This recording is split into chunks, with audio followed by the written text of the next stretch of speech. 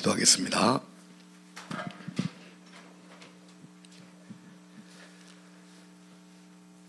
사랑 많으신 주님 감사합니다. 하나님, 오늘도 우리가 거룩한 주님 앞에 주님을 예배하게 하심에 감사를 드립니다. 신령과 진정으로 주님 앞에 나아갈 때 하나님, 우리 마음의 중심을 변화시켜 새롭게 하여 주시옵시고, 하나님, 모든 연약함과 질병과 고쳐져야 할 것들이 오직 주의 은혜로 말미암아 제거되고 주 안에서 새롭게 되는 아버지 말씀의 은혜와 그 거룩한 은혜가 하나님 우리 중심 가운데 아버지로부터 주어질 수 있도록 하나님 역사하여 주시옵소서.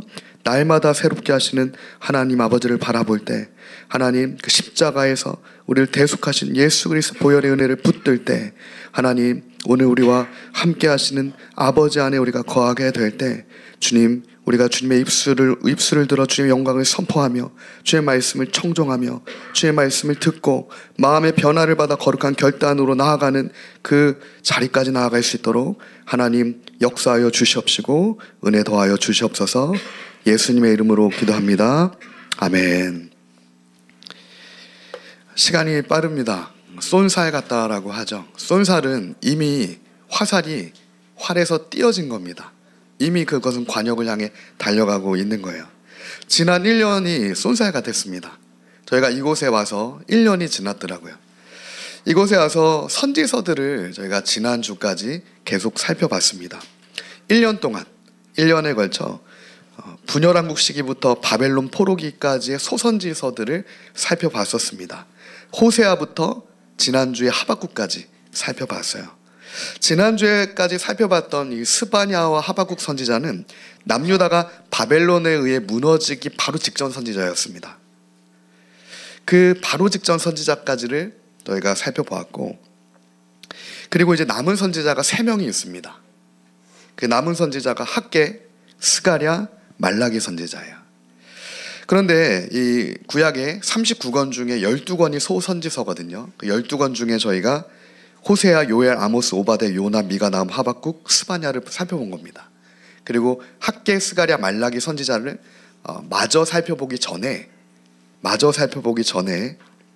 우리가 반드시 먼저 살펴봐야 할 하나님의 사람 2명이 있습니다.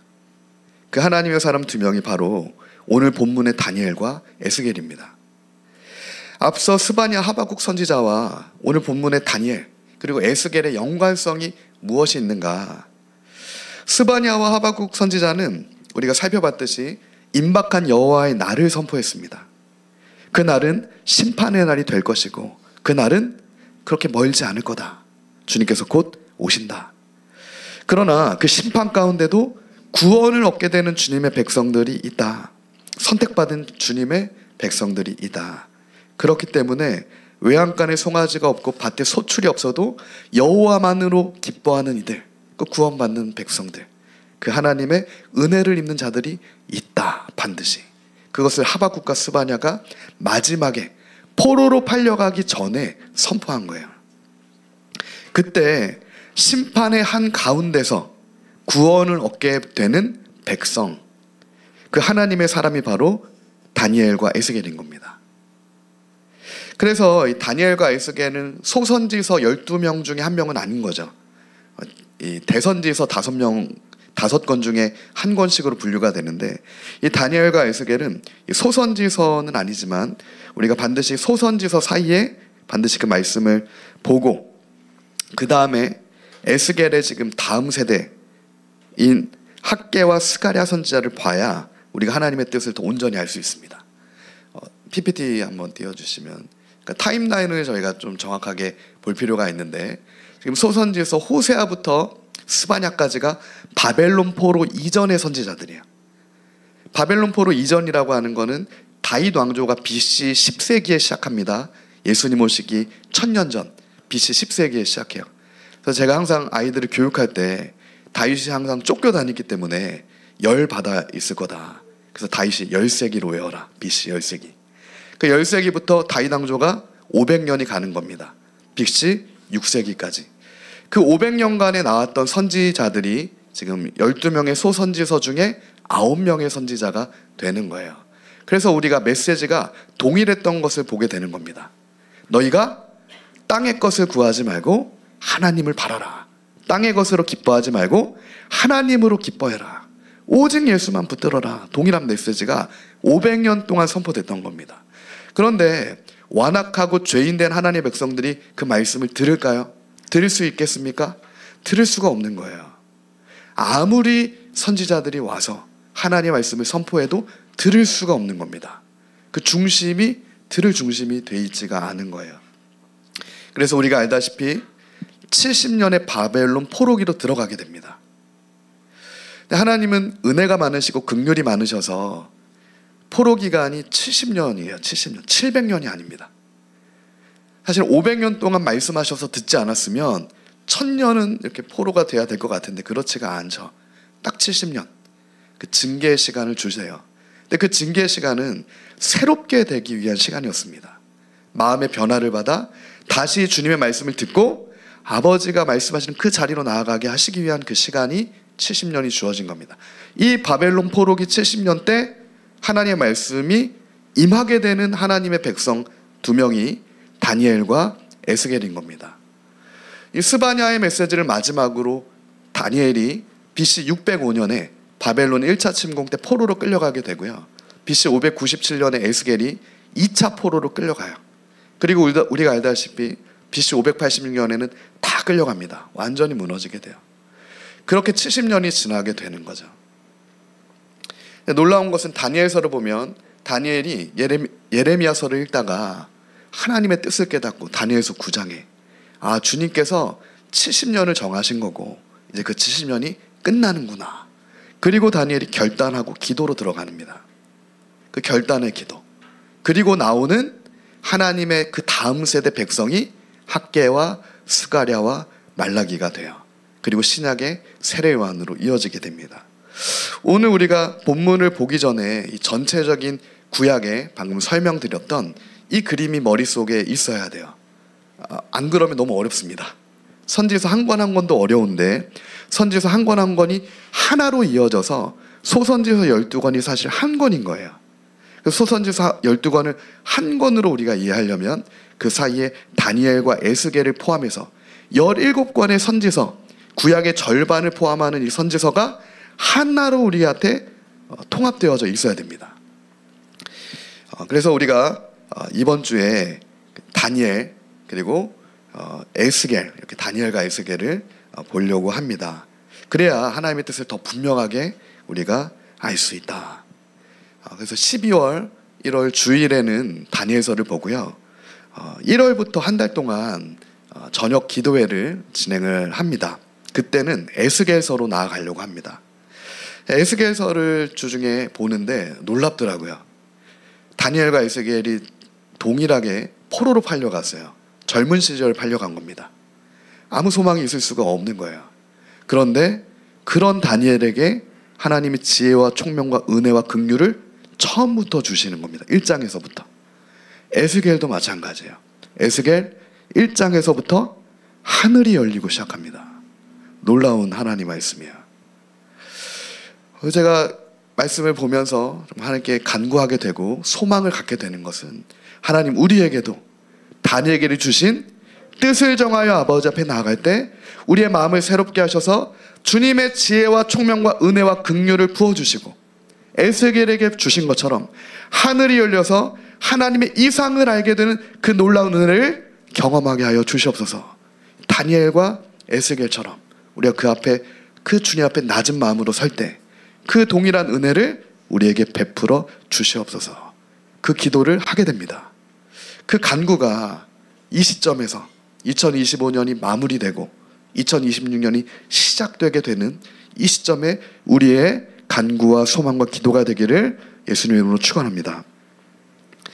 그 충만한 주님의 은혜가 있을 때 우리는 주의 뜻대로 나아갈 수 있게 됩니다. 이 두 사람의 공통점, 다니엘과 에스겔, 우리 두 가지가 다 필요하죠. 하나님의 은혜가 있어야 되고 하늘이 열려서 하나님의 뜻을 알아야 됩니다. 이 두 사람의 공통점이 있어요. 공통점은 아주 젊었을 때부터 포로가 되었다는 겁니다. 그 두 사람 다 남유다에서는 유복한 가정에서 자란 겁니다. 다니엘서 1장에 보면 다니엘이 포로로 팔려갈 때 왕족들과 귀족들이 팔려갔다라고 되어 있어요. 그리고 다니엘은 유다 출신입니다. 유다 지파 출신이에요. 그래서 성경학자들은 이 다니엘이 왕족이었을 가능성이 높다라고 얘기합니다. 왕족이거나 가장 높은 귀족의 자손.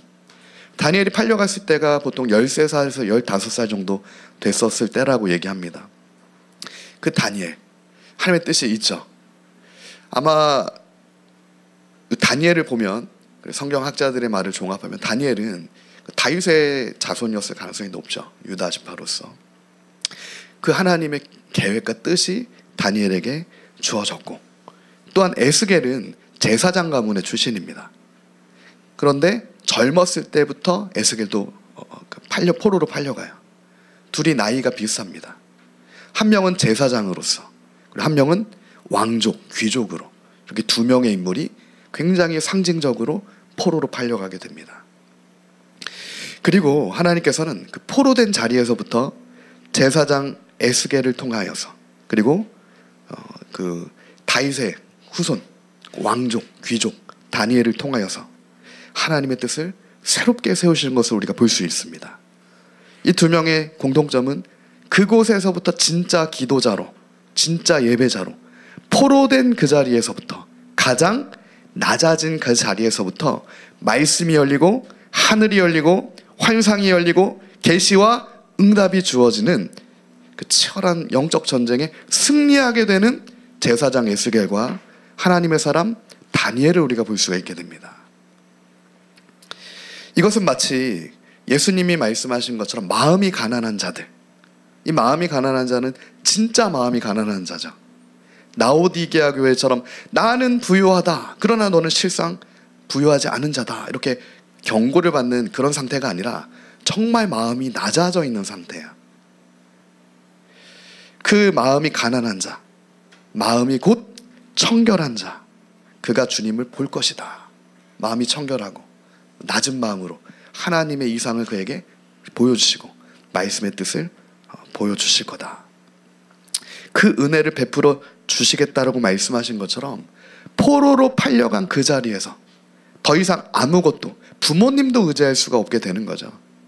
나의 그동안의 어떤 모든 것을 의지할 수 없는 그 자리에서 오직 하나님만 의지할 수 있게끔 만드심으로 말미암아 주님의 큰 은혜를 베풀어 주시는 주님의 뜻을 우리가 볼 수 있습니다. 그리고 반드시 우리가 그 주님의 뜻을 봐야 합니다. 그 주님의 뜻은 오늘 저와 여러분을 향한 주님의 뜻이기도 해요. 우리를 우리가 낮아질 때까지 낮추셔서 그 자리에서 하나님을 보여주시는 겁니다. 그때 너는 내게 부르짖어라. 그 낮아졌을 때 우리는 다른 걸 붙들면 안 되는 거죠. 그 낮아진 자리에서 주를 부르짖고 주께 주를 찾을 때 응답을 주시는 겁니다. 그 믿음이 오늘 우리에게 있습니까? 그 믿음을 우리가 반드시 회복해야 됩니다. 그 믿음이 한국 교회에 지금 회복돼야 되는 거예요. BC 605년에 고대 근동의 패권국이었던 바벨론이 남유다를 침공하게 되죠.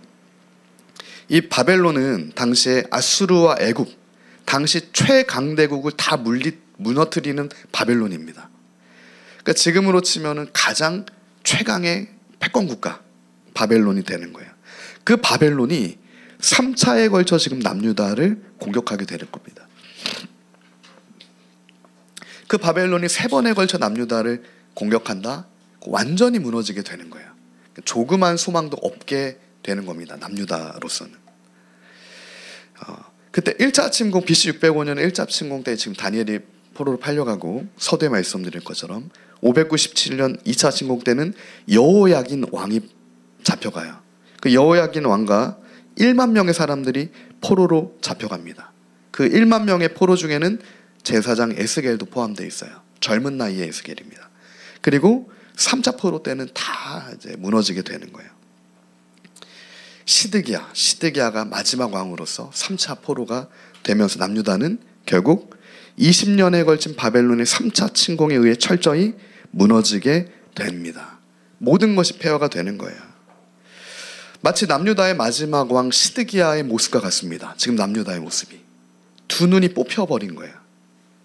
우리가 지금 무엇인가를 볼 수 있다라고 하는 것은 눈이 있기 때문에 볼 수 있는 겁니다. 눈이 없으면 볼 수가 없어요.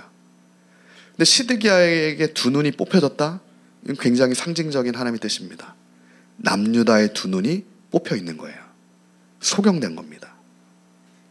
이제 아무것도 볼 수 없는 겁니다. 아무것도 볼 수 없으니까 어떻게 되는 겁니까? 바로 앞에 감각만 의지하게 되는 겁니다. 오늘 우리가 주님의 말씀을 볼 수 있는 눈이 없으면, 하늘이 열리지 않고 하나님의 이상이 보이지 않으면 나의 경험과 나의 감각을 의지하게 됩니다. 그것도 멀리도 못 봐요. 눈이 없으니까요. 내 손끝의 감각 하나 의지하는 겁니다. 결론이 나지 않는 거예요. 그런데 그 가장 캄캄한 어둠 가운데 주님께서는 우리에게 주님을 보게 하시는 겁니다. 그제서야 우리가 보게 되는 것이 있어요. 아, 내 눈으로는 아무것도 볼 수 있는 게 없구나. 내 의지로는 아무것도 할 수 있는 게 없구나. 그리스도의 십자가에 나의 모든 경험과 나의 모든 생각과 나의 모든 정욕과 나의 모든 의지까지 다 못 박아야 내가 새롭게 볼 수 있고 새로 태어나서 새롭게 살 수 있게 되는 거구나. 그것을 포로된 자리에서 깨닫게 되는 겁니다. 지금 다니엘과 에스겔은 그것을 깨닫게 되는 거예요. 깨닫게 하시는 이는 하나님이시죠. 하나님의 은혜로 주의 뜻을 깨닫게 되는 겁니다. 그때 우리도 깨닫게 되는 거예요. 하나님의 말씀을 통해. 다니엘과 에스겔을 보고. 하나님께서는 500년 동안 소망 없던 하나님의 백성들을 포로기 70년 만에 거룩하게 구별되고 준비된 믿음의 다음 세대, 그 재건의 세대를 통해 주님의 약속과 이를 이루어 가시는구나. 그 소망을 역설적이게도 가장 절망적인 가운데 얻게 되는 겁니다. 부활의 진짜 소망은 십자가에 있게 되는 거죠. 바벨론에 포로된 그 한가운데서부터 주의 소망이 부어집니다. 오늘 우리에게도 그 주님의 소망이 우리 모두의 삶 가운데 부어지기를 예수님의 이름으로 축복합니다. 그 주님의 소망이, 산 소망이 부어져야 돼요. 새롭게 돼야 됩니다. 이것은 복음의 능력이며 그리스도의 복음의 능력입니다. 이것은 무엇과 같습니까?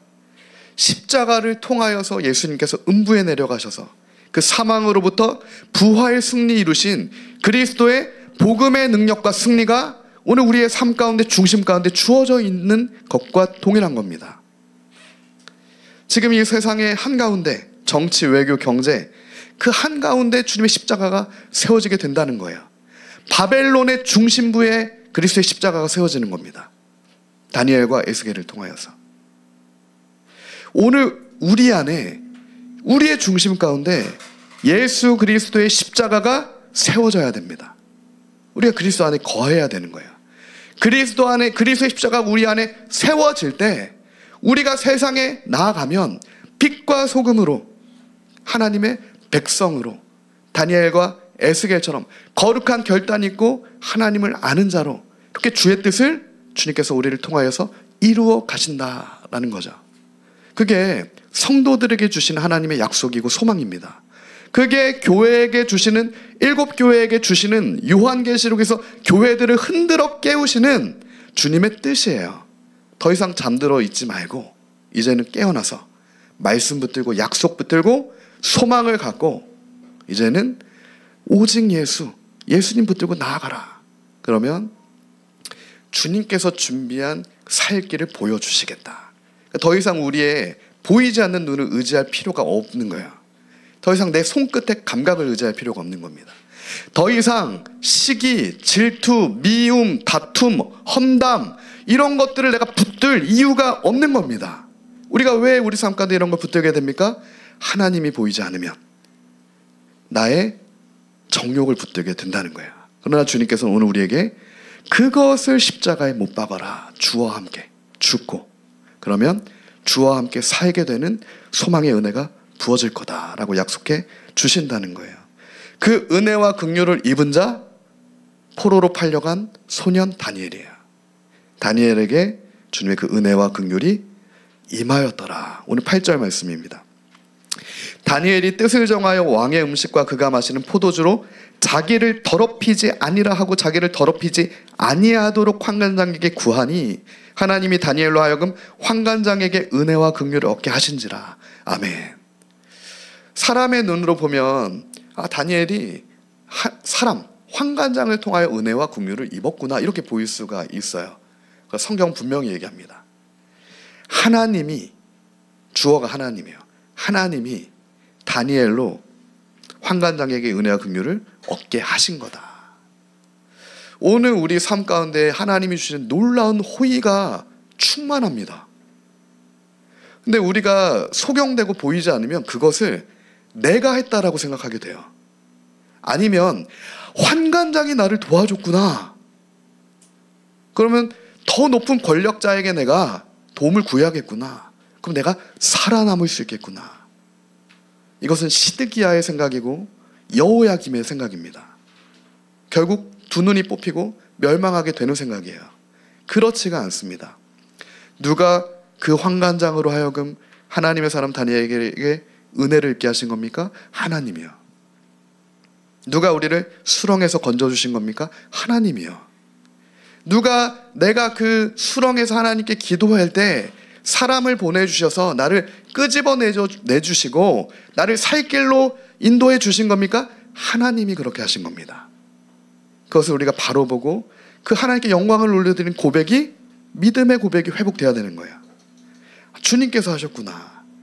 하나님께서는 다니엘에게 그것을 철저하게 어린아이 때부터 깨닫게 하신 거죠. 지금부터 이 싸움은 그렇기 때문에 더 이상 정치의 싸움이 안 되는 겁니다. 더 이상 어떤 권력 투쟁이 아닌 거예요. 다니엘은 지금 자신의 부귀영화를 위해 기도하지 않습니다. 포로로 팔려가서 하루하루 목숨이 어떻게 될지 모르는 그 상황에서 자신의 안위를 기도하는 게 아니에요. 거룩한 하나님의 뜻을 구하는 겁니다. 거룩한 결단을 하게 되는 거예요. 다니엘은 우리와 성정이 같은 사람입니다. 다니엘이 그랬다면 우리도 그렇게 해야 되는 거죠. 그렇기 때문에 하나님께서는 그 다니엘을 통하여서 이 싸움을 더 이상 바벨론과 남유다의 싸움이 아니라 바벨론과 하나님의 사람 다니엘의 싸움으로, 영적인 싸움이에요. 바벨론과 하나님의 사람 에스겔의 싸움으로 그렇게 보시는 겁니다. 영적인 전쟁이 일어나게 되는 거예요. 성경은 계속해서 그것을 우리에게, 사실은 계속해서 우리에게 증거합니다. 사사기 기드온이 미디안의 군대를 이겼을 때 30만 명, 3만 명, 3천 명으로 이긴 게 아니죠. 300명으로 이긴 겁니다.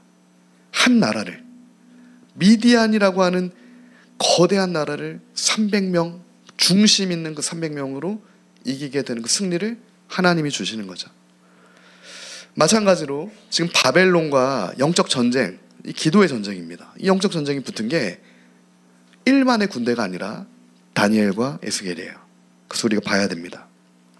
그때 다니엘이 하나님의 뜻을 깨닫고 기도하기 시작할 때 어떤 놀라운 일이 일어납니까? 다니엘 10장 12절에서 14절 말씀입니다. 다니엘 10장 12절에서 14절 말씀이에요. 그가 내게 이르되 다니엘아 두려워하지 말라. 내가 깨닫으려 하여 내 하나님 앞에 스스로 겸비케 하기로 결심하던 첫날부터 내 말이 들리신 바 되었으므로 내가 내 말로 인하여 왔느니라. 그런데 바사 국군이 21일 동안 나를 막았으므로 내가 거기 바사국 왕들과 함께 머물러 있더니 군장 중 하나 미가엘이 와서 나를 도와주므로 이제 내가 말이래 내 백성이 당할 일을 내게 깨닫게 하러 왔노라. 대저 이 이상은 오래 후의 일이니라. 아멘. 뒤에 좀 꺼도 될 것 같습니다. 다니엘 10장에 놀라운 말씀을 우리에게 지금 보여주시는 거예요. 다니엘이 결단하고 스스로 겸비하고 기도하기 시작할 때 하나님의 응답이, 하나님이 들으시고 바로 그에게 응답을 내려주십니다. 그 응답을 가지고 내려오는데 어떤 일이 있는 겁니까? 바사 국군이 나를 막았다. 이 바사 국군이 눈에 보이는 국군일까요? 눈에 보이는 병사들이 바사 바사국, 바산 페르시아거든요. 페르시아에 보이지 않는 영적인 사실은 악한 영들, 악한 세력이에요. 치열한 전쟁, 영적 전쟁을 뚫고 21일 동안 결단하며 다니엘이 기도할 때 21일 만에 하나님의 응답이 그에게 임하게 되었다는 거예요. 그럼 무엇을 우리에게 의미합니까? 하나님이 우리에게 뜻을 주시고 하나님이 우리에게 소원을 주시고 하나님의 말씀이 우리에게 임했다면 그것이 우리가 응답받고 이루어질 때까지 믿음으로 기도하며 나아가야 되는 겁니다. 치열한 영적 전쟁이 있는 거예요. 우리가 70년 동안 포로된 북한을 위해서도 응답이 임할 때까지 기도하며 나아가야 된다는 겁니다. 눈에는 보이지 않죠. 시드기야처럼 눈이 뽑혀 있으니까요. 그러나 진짜 주님께서 주님의 하늘이 열리는, 정말 주님을 보여주시고 주님의 뜻을 알려주시면 우리는 그 주님의 뜻을 볼 수 있게 되는 겁니다. 진짜 알 수 있게 되는 거예요. 10장 14절의 말씀이에요. 그래서 이제 내가 말이래 너의 백성의 당할 일을 내게 깨닫게 하러 왔노라. 다니엘은 지금 BC 6세기 인물이니까 이 말일은 아직도 이루어지지 않았잖아요. 그죠? 우리가 마지막 때를 산다고 하지만 지금 2600년 전의 인물 다니엘에게 마지막에 일어날 일들을 하늘이 열리고 하나님의 이상으로 보여주시는 거예요. 에스겔하고도 마찬가지로. 그래서 다니엘서와 에스겔을 구약의 예언서라고도 이제 불리기도 하는 이유가 거기에 있습니다. 다니엘이 스스로 겸비케 하기로 결심하던 첫날부터 너의 말, 너의 기도가 하나님께 상달되었다. 그 기도로 인하여 내가 응답을 가지고 왔고, 근데 응답을 가지고 오는 중에 바사 국군이, 하늘의 영적 군대죠, 21일 동안 나를 막아서 머물러 있다가 미가엘이 와서 나를 도와줌으로 21일 만에 너에게 왔다.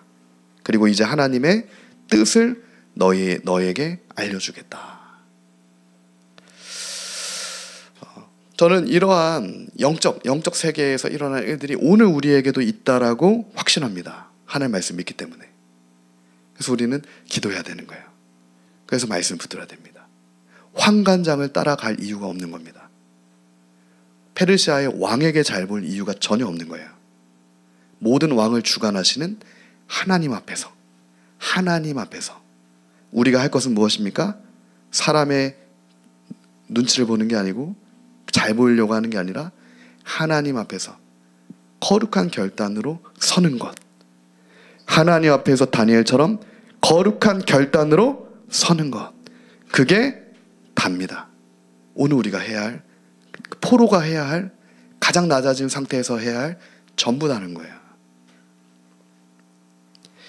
사실은 이 다니엘은 포로로 팔려가는 그 순간부터 하나님 앞에 거룩한 뜻을 정하는 거죠.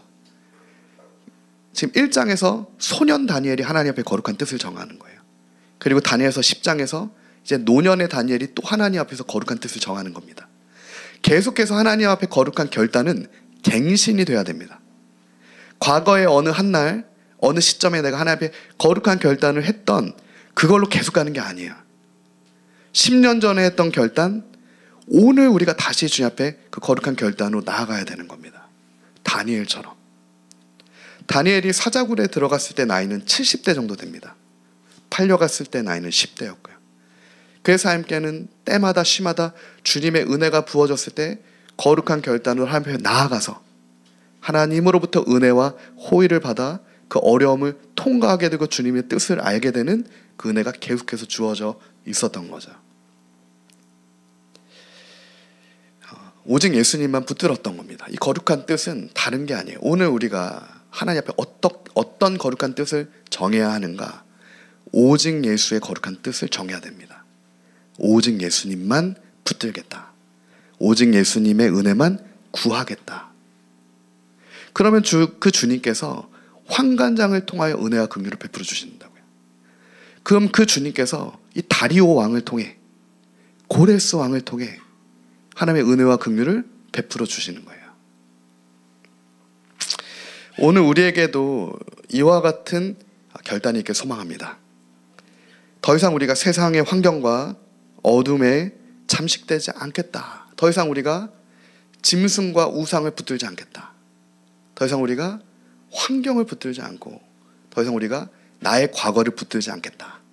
그리고 이제는 우리가 빛 대신 예수 그리스도의 십자가만 붙들고 우리에게 유일하게 승리 주시는 그 예수님 안에 거하여 주님과 함께 동행하겠다라고 하는 그 거룩한 결단이 2025년을 마무리하는 지금 우리에게 있어야 하고요. 2026년을 시작하기 전에 우리에게 있어야 됩니다. 2026년은 굉장히 중요한 해가 될 것 같습니다. 여러 가지로. 국가적으로도 그렇죠. 국가적으로도 그렇습니다. 지금 국제 정세적으로도 그래요. 사실은 일촉즉발이죠. 대만, 일본, 중국, 미국 어느 나라 할 것 없이 지금 그렇습니다. 그렇기 때문에 우리 가정들도 영향을 받죠. 개인들도 영향을 받습니다. 그래서 우리가 이러한 정말 중대한 시기를 맞이해서 우리가 해야 될 것은 다시 다니엘과 에스겔의 그 중심의 점검인 거예요. 오직 예수님만 그럼에도 붙들겠다라고 하는 그 결단입니다. 그때 주님의 역사가 우리 삶 가운데 긍휼 베푸시는 역사가 이루어진다.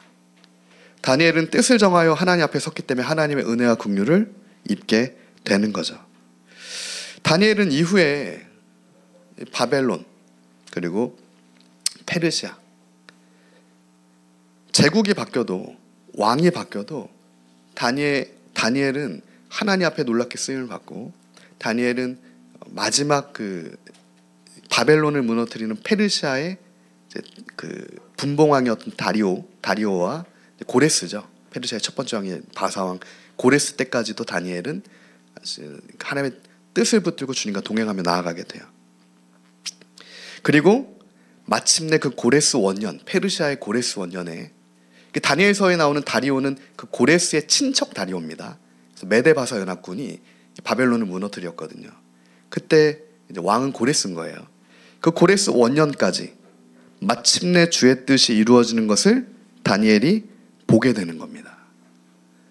마침내 10대 때 팔려간 그 다니엘이 70대 때 주님의 뜻을 보게 되는 거예요. 놀랍지 않습니까? 10대 때 뜻을 정한 다니엘에게 주셨던 주님의 약속이 70, 80대의 다니엘에게 주어지는 겁니다. 고레스 구원의 해를 보게 되는 거예요. 이제 이 민족이 주의 뜻을 보게 되는구나. 그 선하신 주님을 우리가 신뢰합니다. 지금은 주님께서 이루시지 않으시더라도 마침내 주님의 때에 그 뜻을 이루시리라. 저는 정말 북한 주민이 자유케 될 날이 멀지 않았다고 믿습니다. 멀지 않았어요. 우리 기도해야 됩니다. 2026년은 정말 기도로 나아가야 돼요. 주님께서 새로운 일을 행하실 것이고 정말 북한이 정말 주님의 복음이 임하고 능력이 임하고 자유가 임하고 예수 이름이 임했을 때 정말 급속하게 또 주님의 뜻대로 나아가겠죠. 그래서 우리가 지금부터 또 깨어 준비하고 겸비하며 거룩한 결단으로 나아가야 될 시점입니다.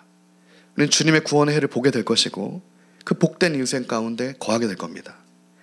다니엘이 거룩한 뜻을 정한 예배자, 기도자가 되어 그 주님의 구원의 해를 보게 되는 자리에까지 서게 되었다. 여기서 우리가 더 좀 깊이 살펴보기를 원하는 것은 다니엘이 정하였던 그 거룩한 뜻, 거룩한 결단은 무엇인가? 나를 위한 결단이 아니었어요. 우리가 새해 들면 항상 결단하는 게 있습니다. 운동해야지. 매일 운동해야지. 그리고 어떤 절제해야지. 끊어낼 거 끊어내고 음식도 좀 줄이고 건강을 위해서 이렇게 해야지. 새해 전에 항상 우리가 결단을 하는데 지금 다니엘이 포로로 팔려가서 하는 결단은 그런 종류의 결단이 아니에요. 그런 것도 필요합니다. 우리의 건강이 필요하죠. 그런 것도 필요하지만 다니엘은 더 궁극적으로 본질적으로 모든 우상 숭배에 대한 거부를 결단하는 겁니다. 하나님이 아닌 신을 섬기기를 거부하는 거예요. 나와 나의 집은 하나님만 섬기겠다. 그것을 결단하는 겁니다. 사자굴에 들어가더라도 왕에게 절하지 않겠다는 거예요. 우상 숭배하지 않겠다는 겁니다. 왕의 우상에 내가 굴복하지 않겠다는 거죠. 이것은 다른 결단이 아닌 신앙의 결단이었습니다. 이것은 다른 결단이 아니라 믿음의 결단인 거예요. 믿음의 결단.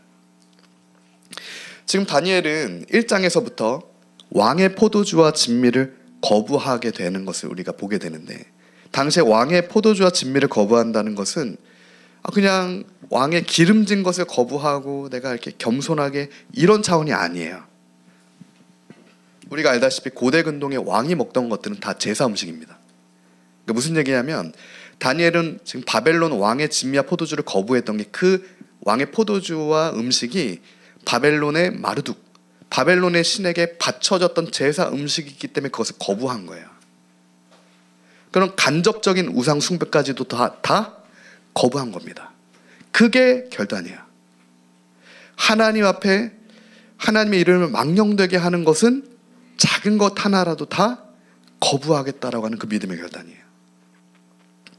우리나라로 치면 어려웠던 시절, 30년 전, 40년, 50년 전에 제사를 안 하면 안 될 때, 문화적으로도 그렇고 믿음의 어머님들이 결단하여 다 그런 우상 숭배를 끊어내고 엄청난 핍박과 모진 그 핍박에도 결단하여서 제사를 거부하고 우상 숭배 거부하고 하나님만 섬김으로 말미암아 다니엘에게 은혜가 주어진 것처럼 우리의 자녀들에게 은혜가 주어지고, 그것을 우리가 경험하신 분들이 많을 겁니다.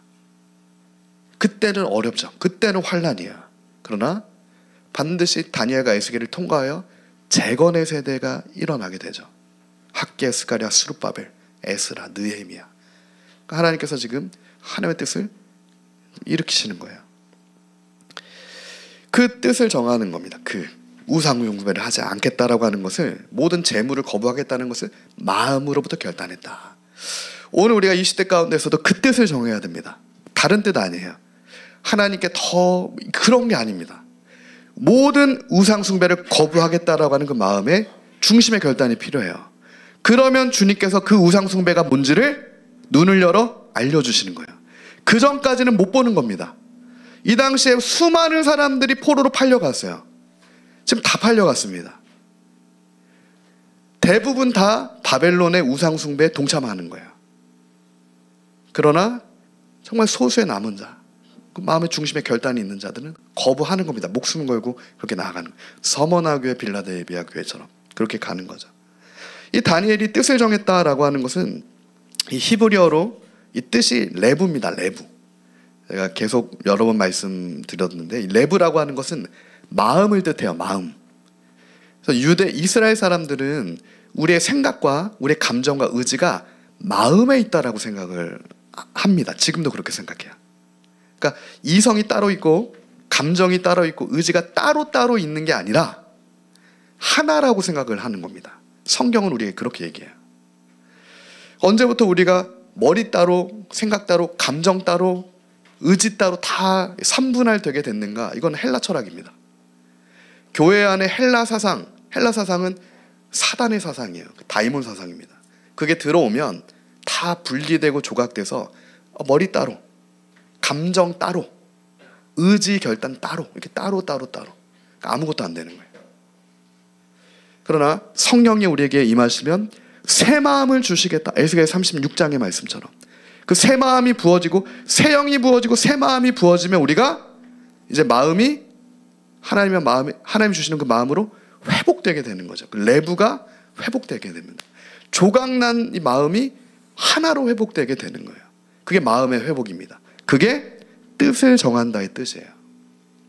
그러면 뜻을 정한다라고 하는 것은 우리의 이성과 감정과 의지까지 하나가 되는 겁니다. 하나가 되는 거예요. 그 하나됨으로 그 마음의 중심으로 하나님 앞에 선다. 그때 진짜 기도자, 진짜 예배자가 될 수 있는 거죠. 그것을 주님께서 우리에게 말씀하고 계시는 겁니다. 남유다가 바벨론에 의해 3차에 걸쳐 멸망당한 이유는 다른 이유가 아니었던 거죠. 그러므로 그 마음이 다 조각나 있었기 때문에 그렇게 된 겁니다. 마음이 깨어져 있었기 때문에, 다 따로 돼 있었기 때문에. 그래도 괜찮을 거야. 괜찮지가 않은 겁니다. 주님이 넘어가 주신 것처럼 넘어가 주시겠지. 그러다가 주님이 오신다는 거예요. 지금까지도 잠들어 있었는데 안 오셨으니까 조금 더 자도 되겠지. 그때 주님이 오신다는 겁니다. 우리는 경각심을 가져야 될 시대에 살고 있습니다. 주님 곧 다시 오시죠. 주님 곧 다시 오십니다. 다니엘에게도 그것을 지금 알려주신 거죠. 2600년 전의 사람 다니엘에게도 말일에 있을 일들을 알려주셨고, 오늘 우리에게도 그를 통하여 또한 주님의 그 다시 오실 주님을 알려주시고 계신 거예요. 이 마음이 깨어지는, 중심이 깨어지는 문제는 근원적으로는 우리가 다 알듯이 죄라고 하는 문제입니다. 죄. 이 죄로 우리가 신음하게 되죠. 죄는 중독을 낳고요, 중독은 사망으로 이어집니다. 그 신음을 우리가 하게 되는 거예요. 마치 죽음에 이르는 병이 죄에서부터 시작되는 것과 같습니다. 다니엘 역시도 사실은 그 죄의 문제에서 자유로울 수는 없는 사람인 거죠. 사람이잖아요. 연약한 육신을 입었어요. 다니엘도 잠을 자야 됩니다. 다니엘도 먹어야 될 거예요. 다니엘도 위기를 통과해야 될 거예요. 근데 그 죄의 문제, 그 악의 문제 앞에서 다니엘은 무엇을 하게 되는 겁니까? 사망에 이르게 되는 죄의 문제 앞에서 다니엘은 마음을 정하게 되는 겁니다. 마음을. 어떻게 정합니까? 오직 예수로. 오직 예수로만 산다. 그 마음을 다니엘이 정하게 되는 거죠. 그 마음의 중심으로부터의 결단, 우상을 다 거부하고 오직 예수만으로 살겠다라고 하는 그 결단. 저는 오늘 우리에게 묻습니다. 그 다니엘의 그 마음, 다니엘의 중심이 정말 오늘 하나님을 사랑하는 저와 여러분의 중심입니까? 그래서 우리가 2025년의 마지막에 다시 한번 점검해 보길 소망합니다. 마치 에베소 교회처럼 예전에 그랬던 적이 있다면, 첫사랑이죠. 첫사랑. 예전에 그랬던 적이 있다면 지금 다시 그 사랑이 갱신되어야 할 때입니다. 다시 주님을 향한 그 마음의 사랑이 타올라야 할 때예요. 그런데 그 마음을 정한다고 하는 것이 쉽습니까? 쉽지 않죠. 쉽지 않습니다. 저도 아직 제가 나이가 많지 않아서 중간 정도 되죠. 중간 정도 돼서 지금 중간까지 왔지만 지금까지 오는데도 쉽지가 않은 것을 제가 보면 이건 나이가 많을수록 더 어렵겠다라는 생각을 하게 됩니다. 오히려 어린아이가 더 쉬울 수도 있다라고 생각을 해요. 우리 에셀이, 이음이, 하율이처럼 어린아이 때 다니엘처럼 뜻을 정하는 게 더 쉬울 수도 있겠다, 이렇게 생각하게 됩니다. 어려운 거예요. 그 마음을 정한다는 건 참 어렵습니다. 그래서 그 마음을 정하게 하시는 것을 하나님께서 하시는 겁니다. 그래서 우리가 하나님을 바라볼 때 하나님께서 우리의 마음을 새롭게 하셔서 마음을 정하게 하시는 거죠. 갈팡질팡하는, 쪼개지고 쪼개져서 더 쪼개질 수밖에 없는 아예 조각난 그 마음을 하나로 새롭게 하시는, 그 마음을 정하시는 것은 하나님의 은혜로만 가능해요. 그래서 오직 은혜입니다. 오직 은혜. 솔라 그라시아. 오직 은혜죠. 그래서 다니엘과 에스겔도 하나님의 사람들도 남유다에 있었을 때는 안 된 거예요. 이게 남유다에 있었을 때는 안 되는 겁니다. 다니엘과 에스겔 같은 사람이 남유다에서는 없었을까요? 있었겠죠. 신앙 생활을 철저하게 받았던. 안 되는 겁니다. 근데 언제 됩니까? 포로로 팔려가서 되는 거예요. 포로로 팔려가서 그때 되는 겁니다. 그때 하나님이 마음을 포로 가운데 정해주시는 거예요. 그래서 성경은 오늘 우리에게 고난이 우리에게 큰 유익이다라고 말씀합니다. 그래서 우리가 환난과 고난 가운데 정말 다시 주님을 바라보고 이것은 나에게 주시는 주님의 큰 은혜구나, 그것을 깨닫게 되기를 소망합니다. 사랑하시는 자에게 하나님께서 그 더 큰 유익을 주시려고 어려움을 같이 욥에게 주신 것처럼 허락해 주시는 거예요. 각자에게 주시는 어려움이 다 다릅니다. 나도 저만큼만 했으면, 나도 저만큼만 됐으면 좋겠는데 그것을 하나님께서 다 다르게 주시는 거예요. 그냥 상대적인 거예요. 그래서 모든 것을 가진 왕, 모든 것을 가진 정말 그 왕도 더 큰 왕을 바라보게 되는 겁니다. 상대적이야. 만족이 있을 수 없습니다. 죄인된 인간에게 쪼개진 마음에서는 만족이 있을 수가 없어요. 기쁨이 있을 수가 없습니다. 우리가 기쁨을 잃어버리고 소망을 잃어버렸다면 우리의 마음을 먼저 다시 점검해 봐야 되는 게, 우리의 마음이 지금 하나로 회복되어 있는가 아니면 쪼개져 있는가. 고난 가운데 주님께서 우리의 마음을 정하게 해주셔서 하나님만 바라보고 주만 의지할 수 있게 해주시기를, 그렇게 우리가 기도하며 간구하며 나아가기를 소망합니다. 저도 제가 긴 시간을 산 건 아니지만 가장 어려웠던 그 시간, 그 시절에 하나님께서 함께 하셨었구나, 그것을 뒤돌아보니까 깨닫게 돼요. 그 과정 중에는 미처 해석하지 못했었는데 돌아보니까, 통과해보니까 통과했던 것들이 해석이 되더라고요. 남성분들은 인생의 가장 어려웠던 시절 중에 하나를 또 군대 생활로 많이 꼽죠. 옛날에는 군대 막 구타도 있고, 저희 때는 좀 그런 게 없었는데 저희 때도 막 그런 분들이 있더라고요. 매일 막 구타 당하고, 군대는 중요하잖아요. 그 구율이 중요하기 때문에 엄청 그런 것들이 심하기 때문에, 그래서 군대에서 사람이 돼서 나오는 분들이 많습니다. 생각보다 어려움을 몸에 채워서. 하나님의 사람들도 군대에서 두 가지 종류가 있는데 더 신실하게 되는 사람이 있어요. 그 어려움을 통과하고. 그런데 아예 신앙을 놔버리는 사람도 있습니다. 두 가지로 나뉘어요. 저도 정말 하나님의 은혜로 그 군대를 통과했을 때 들어가면서부터 하나님께서 뜻을 정하게 하시는 게 있더라고요. 군대에서 제가 군대에서 정했던 뜻은 2년 동안 매일 2시간씩 기도를 해야겠다, 이렇게 뜻을 정했습니다. 그리고 군대에서도 금식을 하고 휴가 나와서는 다 기도원에 가서 금식을 해야겠다, 이렇게 뜻을 정하여서 들어갔었고, 플러스 여기서 더 정말 준비해야 되니까 1년에 책을 100권씩 읽어야겠다, 군대에서도. 이렇게 이제 결단을 하고 들어가면서. 근데 그게 쉽습니까? 어렵습니다.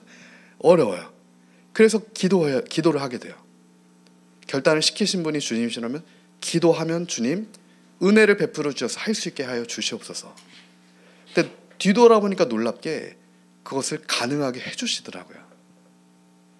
제가 간증을 많이 하진 않지만 군대에서 정말 시간을 정해서 2시간씩 기도했던 그 장소가 나중에 비닐하우스였는데, 저는 이제 낮에는 자고 밤에 근무하는 이제 GOP라고 하죠. 그 부대에 있었기 때문에 남들 잘 때 몰래 나와서 비닐하우스 가서 혼자 기도하다가 졸면서 기도하고 그렇게 하면서 그곳에서 이제 1년 있었던 그 어느 지역이 있었는데, 이 비닐하우스 기도했던 장소가 교회가 됐으면 좋겠는 거예요. 비닐하우스 옷 말리는 장소인데, 근데 그렇게 1년 동안 기도하면서 할 때 쓰고 하면 막 기도했습니다. 근데 저희가 놀랍게도 나오는 날 새로 들어오는 부대에서 믿는 장교가 있으셔서 그분이 그 장소를 교회로 건축하게 되는 그러한 놀라운 응답을 또 1년 뒤에 보게 되더라고요. 그렇게 하나님께서 응답을 또 주시는 거죠. 우리 삶 가운데. 하루아침엔 되지는 않겠죠. 근데 우리가 다니엘처럼 뜻을 정하여 그렇게 주님의 뜻대로 기도하며 가보면 하나님께서 반드시 그것을 이루실 때가 있습니다. 출애굽기 33장에 보면, 모세의 기도가 나오는데, 이 모세의 기도는 다니엘서의 다니엘의 기도와 굉장히 비슷합니다. 나를 위한 기도는 아니에요. 나라와 민족을 위한 기도입니다. 나라와 민족을 위한 기도는 하나님의 뜻에 합당한 기도예요. 먼저 그의 나라와 의를 구하는 기도입니다. 예수님도 우리에게 동일하게 말씀하신 것처럼 그 다음에 우리의 소원도 주님께 아뢰게 되는 거죠. 출애굽기 33장 13절, 14절, 18절, 19절 말씀입니다. 내가 참으로 주의 목전에 은총을 입었사오며 원하건대 주의 길을 내게 보이사 내게 주를 알리시고 나로 주의 목전에 은총을 입게 하시며 이 족속을 주의 백성으로 여겨 주시옵소서. 지금 모세가 13절에 기도하는 게 뭐냐면 주의 길을 내게 보여주시옵소서. 나는 눈먼 아이라 어린아이라 아무것도 할 수가 없습니다. 주님께서 내게 길을 보여주시옵소서. 나한테 주를 알려주시옵소서. 목전에 은총 있게 하여 주시옵소서. 그리고 이 백성을 주님의 백성으로 여겨 주시옵소서. 이 중보의 기도, 주의 뜻을 구하는 기도, 먼저 그의 나라와 의를 구하는 기도로 모세가 33장 13절에 나아가요. 모세가 이렇게 기도하는 이유가 있습니다. 앞서 32장에 어떤 사건이 있습니까? 우리가 잘 아는 것처럼 금송아지 사건이 있어요. 하나님의 놀라운 경험, 출애굽의 경험을 한 백성들이 출애굽기 32장에서 금송아지를 세워서 우상 숭배를 합니다. 그때 하나님의 진노가 임하죠. 내가 이 민족을 내가 출애굽시켰지만 모세 한 명 빼고 다 쓸어버리겠다. 홍수 때처럼. 그러니까 하나님께서 우상 숭배에 그렇게 진노하시는 것을 우리가 보게 되는 거예요. 그렇게 하나님께서는 말씀하실 때 모세가 33장에 기도하는 겁니다. 하나님께. 하나님 긍휼 베풀어 주시옵소서. 이 민족의 무지를, 우상 숭배 그 엄청난 죄악을 용서해 주시옵소서. 그때 주님께서 14절에 여호와께서 이르시되 내가 친히 가리라. 내가 너를 쉬게 하리라. 평안하라. 에이레네. 다니엘에게 응답 주신 것처럼 모세에게도 응답을 주시는 거죠. 저는 오늘 우리가 이 다니엘과 모세 같은 역할을 해야 된다고 생각합니다. 중보자가, 유일한 중보자는 예수님이시죠. 우리도 모세처럼 다니엘처럼 그러나 기도를 해야 되는 거야. 우리 가정을 위해 기도해야 되는 겁니다.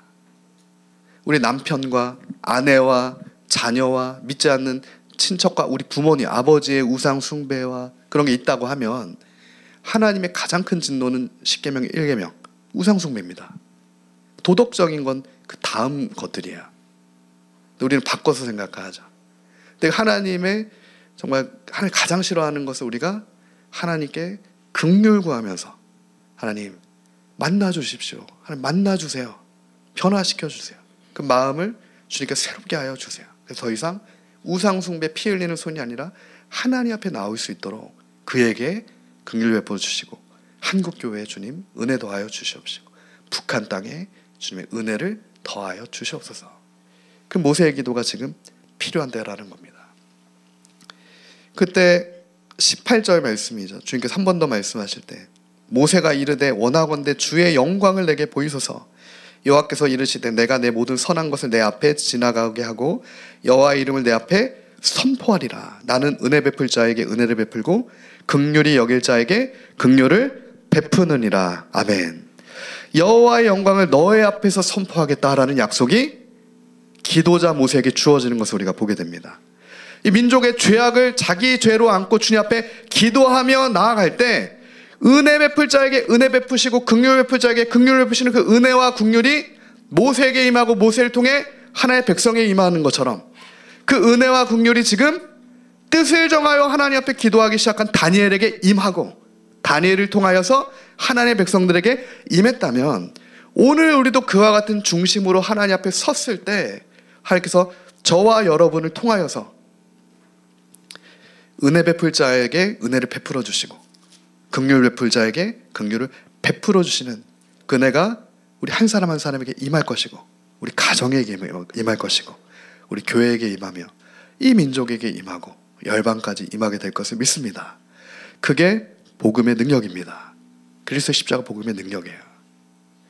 그 주님의 영광을 선포하는 것이 마지막 때 온 열방 가운데 평만하게 된다. 그 은총이 하나님의 포로로 팔려간 백성들 가운데도 있고 마지막 시대를 살아가는 주의 백성들 가운데도 그 은총이 있다라는 겁니다. 그래서 우리가 사실은 시대를 두려워할 이유는 없습니다. 소문을 두려워할 이유가 없어요. 전쟁의 소문 이런 것을 두려워할 이유는 없습니다. 그 가운데서도 하나님께서 반드시 구원해 주실 것이기 때문에 그렇죠. 그때 9절 말씀입니다. 하나님이 다니엘로 하여금 환관장에게 은혜와 긍휼을 얻게 하신지라. 하나님이 주신 은혜와 긍휼이 임하는 겁니다. 그러므로 오늘 우리도 다니엘처럼 정리하면 모든 우상을 거부하는 거룩한 중심의 결단으로 하나님 앞에 나아갈 때 주님께서 큰 은총을 베풀어 주실 것을 믿습니다. 오늘 우리가 뜻을 정해야 됩니다. 결단해야 되는 거예요. 다른 결단은 아닙니다. 오직 예수님만을 나의 유일한 구원의 주로 믿습니다. 그 믿음의 결단이에요. 그때 에스겔 1장에서 하늘이 열려 주의 놀라운 이상을 에스겔이 봤던 것처럼 오늘 우리의 삶 가운데도 에스겔 1장 1절에 3절 하늘이 열려 주님의 놀라운 권능이 부어지는 그 은혜가 임하길 소망합니다. 끝으로 에스겔 1장 1절에서 3절 말씀을 한번 보겠습니다. 개역 한글로 읽겠습니다. 제 30년 4월 5일에 내가 그발강가 사로잡힌 자 중에 있더니 하늘이 열리며 하나님의 이상을 내게 보이시니 여호야긴 왕의 사로잡힌 지 5년 그달 5일이라 갈대아 땅 그발강가에서 여호와의 말씀이 부시의 아들 제사장 나 에스겔에게 특별히 임하고 여호와의 권능이 내 위에 있으니라. 아멘. 그 포로된 그 자리, 가장 낮아진 그 자리, 그발 강가에서 사로잡힌 자 중에 하늘이 열리게 되는 놀라운 경험, 주님의 권능이 그의 위에 있게 되는 놀라운 은혜의 경험을 다니엘처럼 마음의 중심의 결단으로 나아가게 소망하는 하나님의 백성들에게 2026년 다니엘과 에스겔에게 주신 은혜가, 큰 은혜가 임하게 되길 소망합니다. 선포된 말씀 붙들고 함께 합심하여 기도하기 원합니다. 하나님, 이 시간에 우리가 주님 앞에 마음의 결단으로 나아가길 간구합니다. 하나님, 우리의 마음이 우리의 지성과 감정과 의지가 통합되어 있는 장소임을 우리가 깨달아서 하나님, 더 이상 우리가 과거처럼 감정 따로, 생각 따로, 의지 따로 이렇게 분열되는 것이 아니라, 조각난 것이 아니라 하나가 되어 오직 하나님 앞에 나아가게 되는, 십자가 앞에 굴복하게 되는, 예수님만 붙들게 되는 하나님, 그 새 마음을 우리에게 부어주시옵소서. 2026년에 주님이 주신 그 새 마음으로 우리가 하나님 준비할 수 있도록, 주의 크고 놀라운 일을 하나님 우리가 준비하며 나아갈 수 있도록 은혜 베풀어 주시옵소서. 시간 합심하여 말씀 붙들고 기도하며 나갑시다.